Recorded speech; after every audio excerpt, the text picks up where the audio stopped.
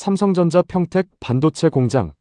새벽 3시, 사람이라면 가장 집중력이 떨어지는 시간입니다. 그런데 이 시간에도 멈추지 않고 움직이는 존재가 있습니다. 키 140cm, 몸무게 131kg, 관절이 24개 달린 로봇이 웨이퍼를 나르고 장비를 점검하고 있습니다.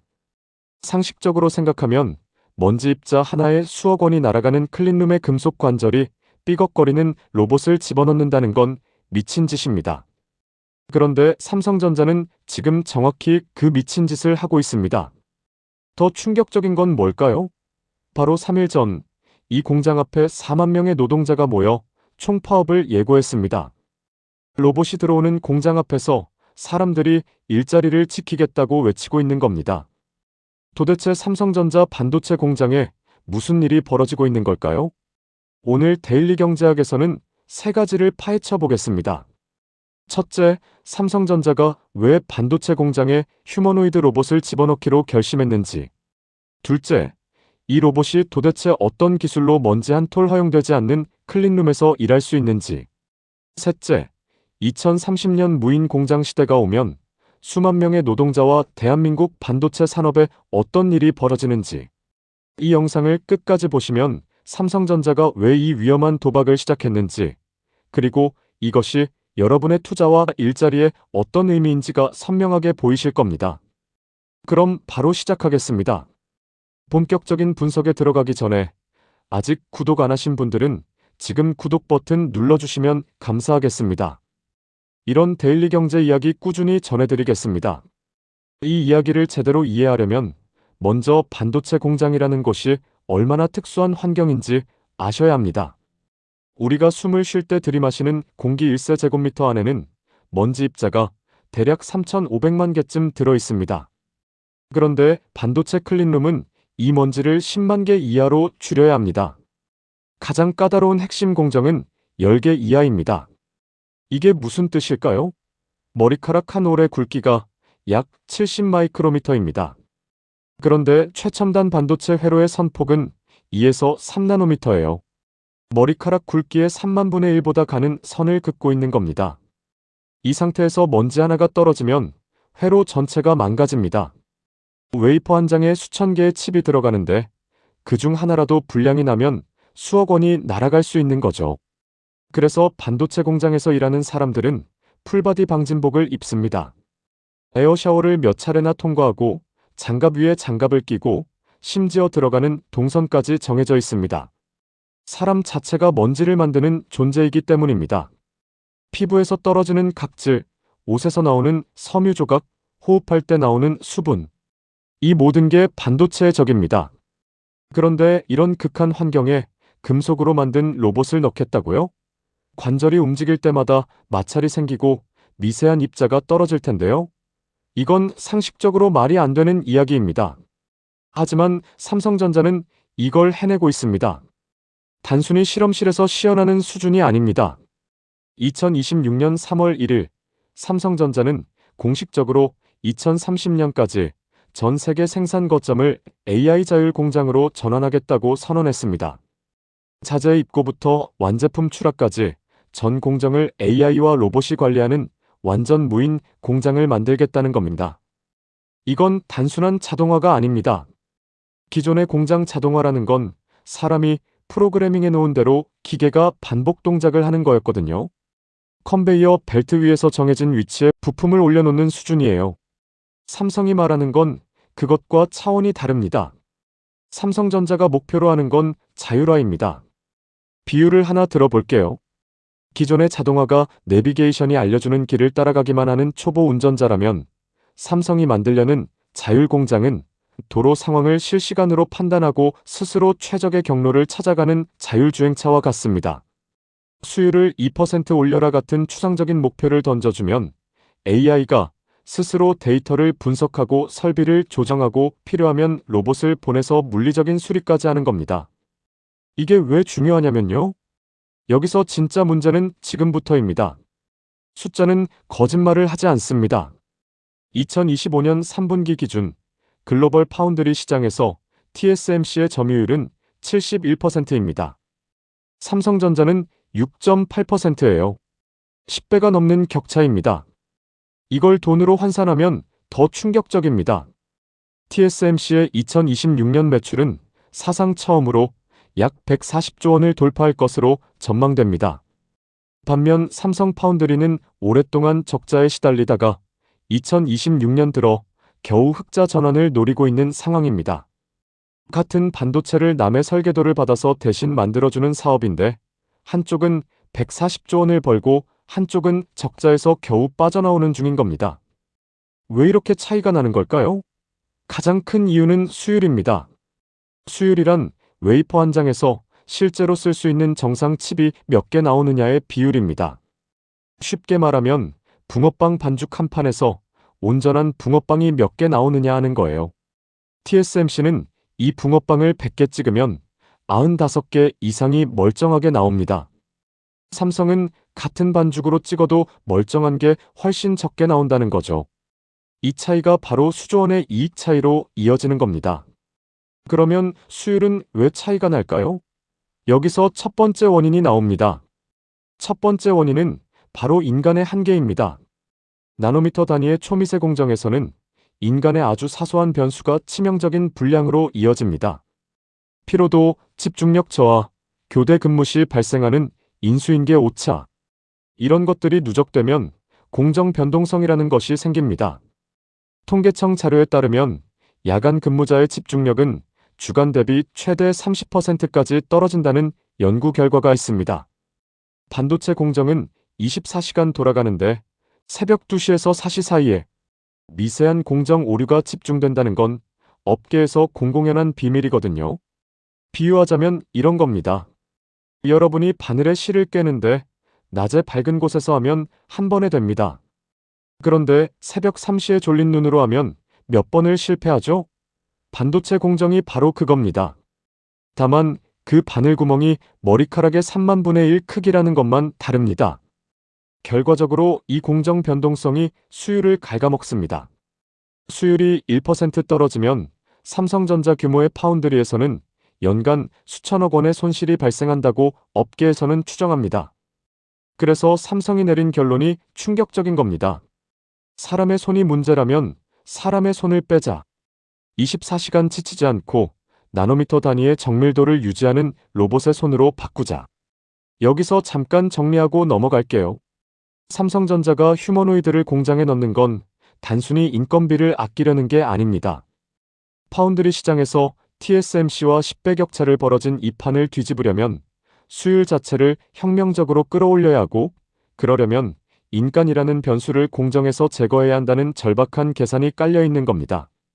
그런데 두 번째 원인은 더 무섭습니다. 두 번째 원인은 대한민국의 인구 절벽입니다.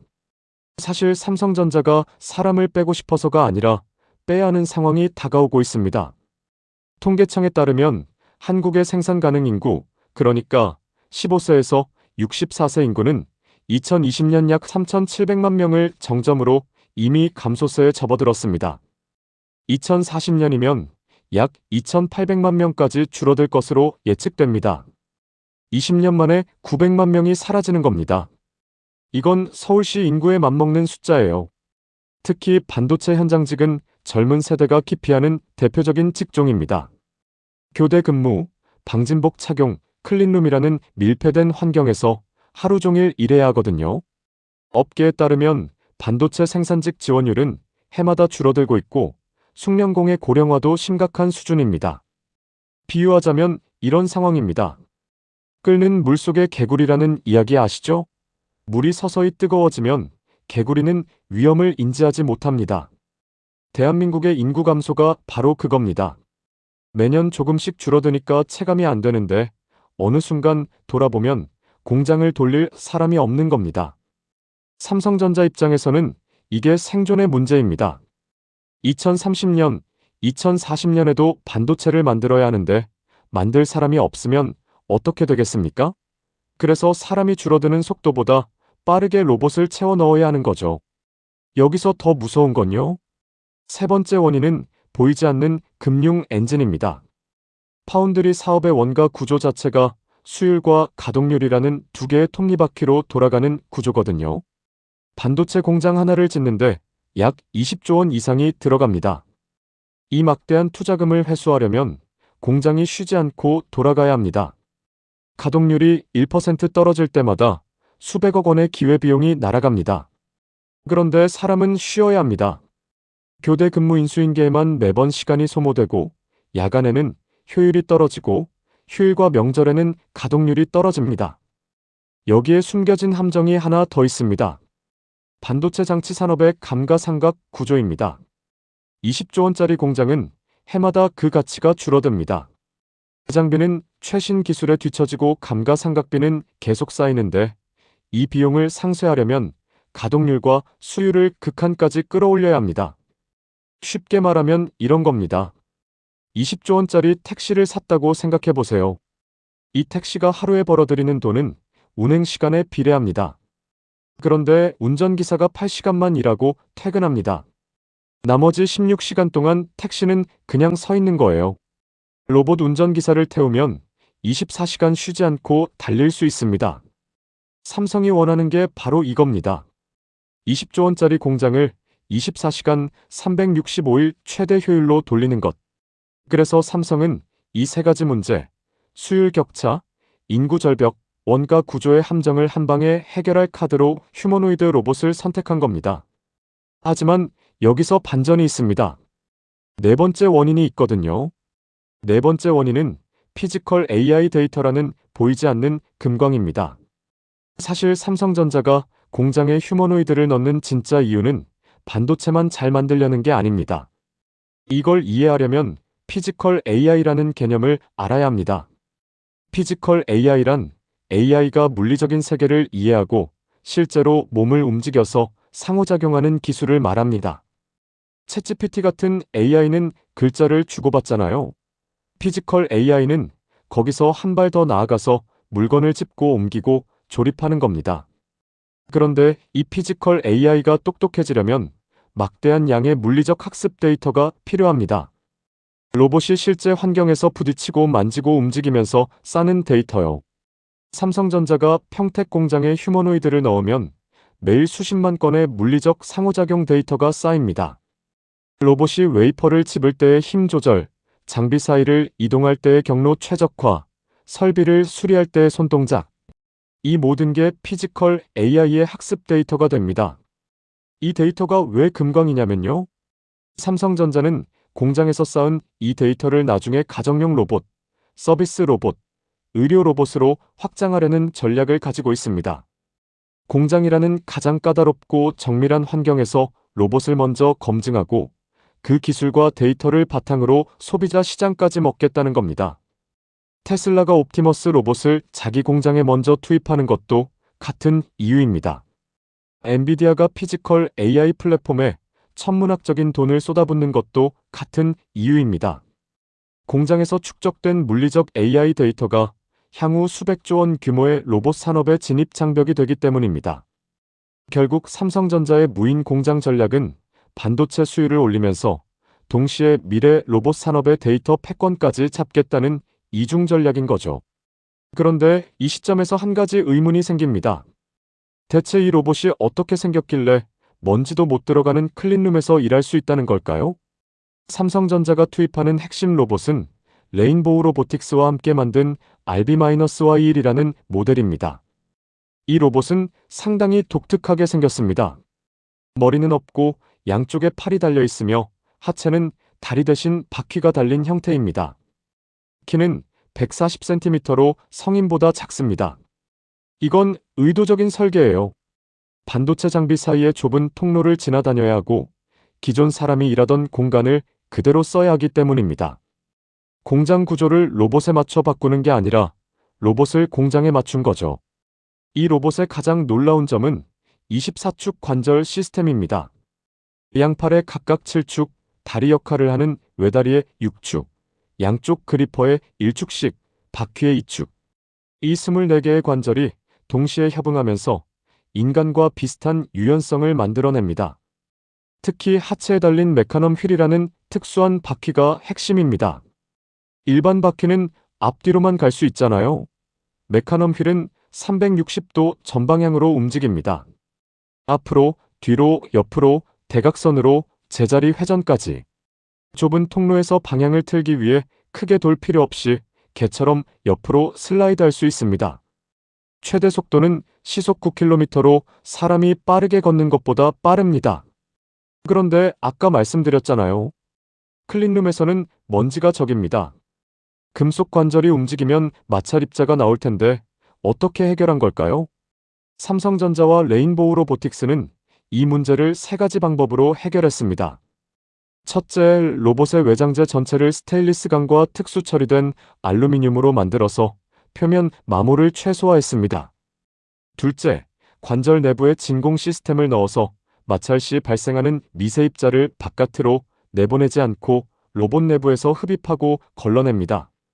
셋째, 일반 윤활유 대신 화학 물질이 증발하지 않는 특수 윤활제를 사용해서 화학적 오염도 차단했습니다. 이런 기술 덕분에 최신 휴머노이드 모델들이 ISO 클래스 5 인증까지 획득하고 있습니다. 1세 제곱미터 안의 입자가 10만 개 이하인 환경에서 작동 가능하다는 뜻입니다. 반도체 클린룸의 기본 기준을 통과한 거죠. 하지만 로봇의 진짜 도전은 몸통이 아닙니다. 손입니다. 삼성전자가 올해 신설한 핸드랩이라는 조직이 있습니다. 이름 그대로 로봇 손만 전문적으로 연구하는 팀입니다. 왜 손이 이렇게 중요할까요? 반도체 조립 공정에서는 머리카락보다 가는 전선을 연결하거나 깨지기 쉬운 웨이퍼 카세트를 부드럽게 잡아야 합니다. 이런 작업은 기존의 집게 형태 그리퍼로는 불가능합니다. 사람의 손가락처럼 섬세하게 힘을 조절할 수 있는 로봇손이 필요한 거죠. 핸드랩이 개발하는 로봇손은 인간의 손 구조를 거의 그대로 모방합니다. 핵심은 힘줄 방식이라는 메커니즘입니다. 모터를 손가락 마디마디에 넣는 대신 팔뚝 쪽에 강력한 구동기를 배치하고 와이어를 통해 손가락을 움직입니다. 우리 손이 얇으면서도 강한 힘을 내는 원리와 똑같습니다. 거기에 물체의 질감과 온도, 파지 강도를 실시간으로 감지하는 촉각 센서까지 탑재하고 있습니다.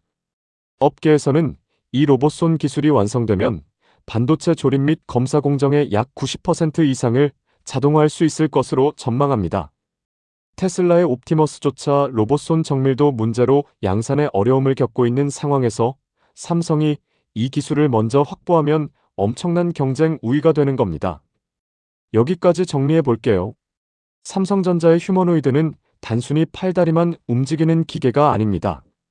에이전틱 AI라는 뇌가 스스로 판단하고 디지털 트윈이라는 가상훈련소에서 수만 번 연습한 뒤 현장에 투입되며 힘줄 방식의 정밀한 로봇손으로 인간 수준의 섬세한 작업을 수행하는 완전체를 지향하고 있는 겁니다.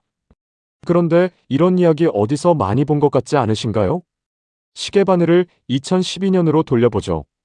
당시 아마존의 물류창고는 사람들이 걸어다니며 물건을 찾아 나르는 방식이었습니다. 직원들이 하루에 걷는 거리가 평균 15에서 20km에 달했습니다. 그해 아마존은 키바 시스템즈라는 로봇 회사를 7억 7,500만 달러, 한화로 약 1조 원에 인수합니다. 사람들은 비웃었습니다. 물류 창고에 로봇을 넣는다고? 그런데 결과는 어떻게 됐을까요? 아마존은 현재 80만 대 이상의 로봇을 물류센터에 투입하고 있으며 주문 처리 시간을 기존 대비 절반 이상 줄였습니다. 로봇 투입 이후 아마존의 물류 비용은 크게 절감됐고 이 효율성이 아마존이 글로벌 이커머스 시장을 지배하는 핵심 무기가 됐습니다. 무서운 건 뭘까요?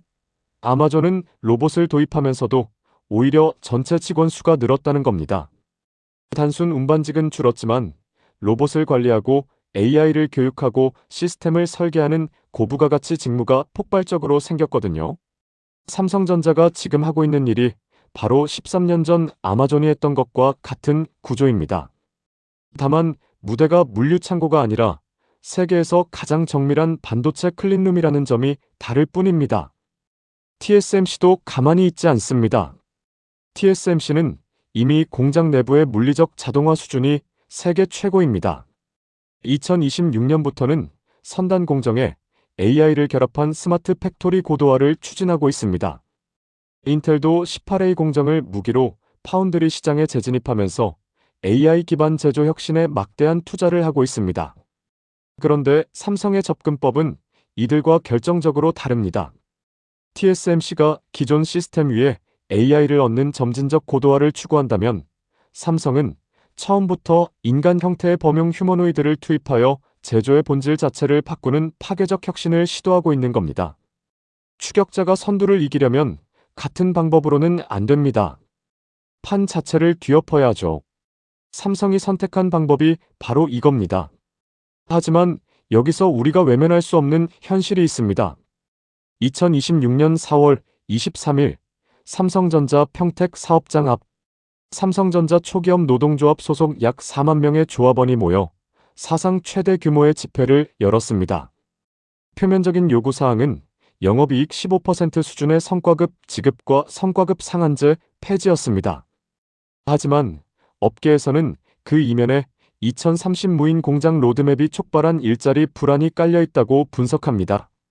로봇이 공장에 들어오는데 내 자리는 어떻게 되는 거냐는 공포가 성과급 이슈와 맞물려 폭발한 것으로 볼 수 있습니다. 이건 삼성전자만의 문제가 아닙니다. ABI 리서치에 따르면 전 세계 제조업 로봇 설치 대수는 2030년까지 약 1630만 대에 이를 전망입니다.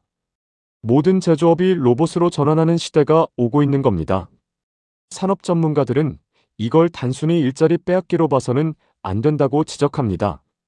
아마존 사례처럼 단순 반복 직무는 줄어들지만 로봇을 교육하는 피지컬 AI 데이터 전문가, 전체 공정을 감독하는 자율공장 관리자, AI의 의사결정을 검토하는 안전 및 윤리 전문가 같은 새로운 직무가 폭발적으로 생겨날 것이라는 분석입니다. 하지만 그 전환기에 놓인 현재의 노동자들에게 새로운 역할을 가려면 그에 걸맞은 인력 재교육 시스템이 반드시 동반되어야 합니다. 기술 혁신의 속도만큼 사회적 안전망의 구축 속도도 빨라야 한다는 거죠. 정리해 보겠습니다. 삼성전자가 평택 반도체 공장에 휴머노이드를 넣은 건 4가지 이유 때문입니다. 1번. TSMC와 10배 벌어진 파운드리 수율 격차를 뒤집으려면 인간이라는 공정 변수를 제거해야 합니다. 2번. 대한민국의 인구 절벽으로 공장을 돌릴 숙련공이 사라지고 있습니다. 3번. 20조 원짜리 공장의 감가상각이라는 금융구조에서 살아남으려면 24시간 365일 최대 가동률이 필수입니다. 4번. 공장에서 쌓이는 피지컬 AI 데이터가 미래 로봇 산업의 진입장벽이 됩니다. 그렇다면 우리는 이 변화에 어떻게 대비하면 좋을까요? 투자자라면 주목할 지표가 있습니다. 1번. 삼성전자 파운드리 가동률이 80%를 안정적으로 넘는지. 2번. 레인보우 로보틱스의 RB-1 양산 물량이 연간 1000대를 돌파하는지. 3번. TSMC 대비 삼성 파운드리의 수율 격차가 좁혀지고 있는지. 이 3가지를 분기마다 체크해 보시면 도움이 될 겁니다. 취업 준비생이나 현직 제조업 종사자라면 방향이 다릅니다. 단순 반복 공정 직무는 줄어드는 게 확실하지만 로봇 티칭, AI 데이터 관리, 자율 공장 시스템 설계 같은 새로운 직무가 열리고 있습니다. 이 분야의 역량을 미리 갖추시면 오히려 기회가 될 수 있습니다. 핵심은 이겁니다. 무인 공장 시대의 진짜 승자는 로봇을 가장 먼저 도입하는 기업이 아니라 로봇이 배울 수 있는 현장 데이터를 가장 많이 쌓는 기업입니다. 그리고 그 시대에 살아남는 사람은 로봇과 경쟁하는 사람이 아니라 로봇을 가르치는 사람입니다. 지금 삼성전자 평택 공장의 새벽 3시, 사람 대신 로봇이 웨이퍼를 나르는 그 장면은 단순한 기술 시연이 아닙니다. 그건 대한민국 제조업의 미래가 바뀌는 첫 번째 장면입니다. 여러분은 삼성전자의 무인 공장 전략에 대해 어떻게 생각하시나요? 로봇이 반도체를 만드는 시대, 기대가 되시나요? 아니면 불안하신가요? 여러분의 생각을 댓글로 공유해 주시면 감사하겠습니다. 오늘 영상은 여기까지입니다. 긴 영상 시청해 주셔서 감사합니다. 구독과 좋아요 한 번씩만 눌러주시면 정말 크나큰 도움이 됩니다.